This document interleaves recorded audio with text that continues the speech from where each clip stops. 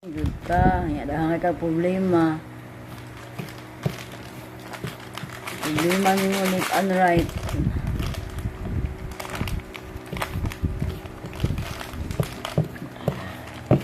Ni baba na jud maayo ang kuan ba.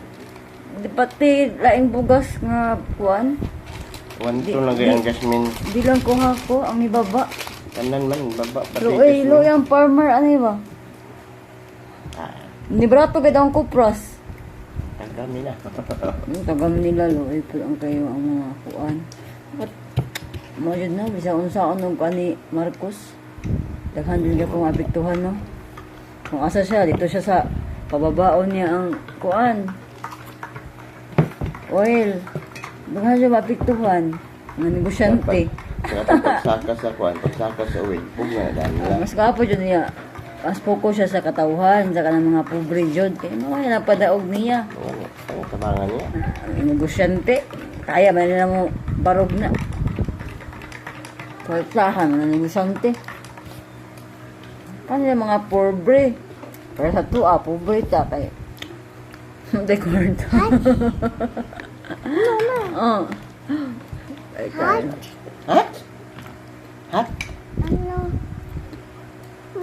Wala man tay kape na, asukar na gani akong ikuan oh. Inom ka kape? Ayaw ng kape oy kay makabugo na. Milo, inom ka Milo? Milo? Kata ka lolo? Ako, ba't lumayan lolo na ka? Na ayo. Palit Milo. Nakaw, nalo, ayo. Ayaw labda akong asukar ba? So, imo lang gihimong topping sa imuhang puding. Tuslo, pudi, tuslo. Ano, oh?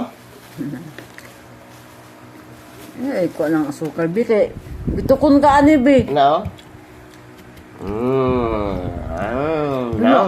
Pero ang asukar sa ulo kay among ginasudan sa kanon. Ay, sabi jud ka pa ito eh. Tuslo. Unsa man na bi? Yummy. Yummy? Yummy. Kuha dyan yung tubig. Inuhang po din mo lang ibig-ibig ha. Oh, ito na. Hindi kayo ang kuan.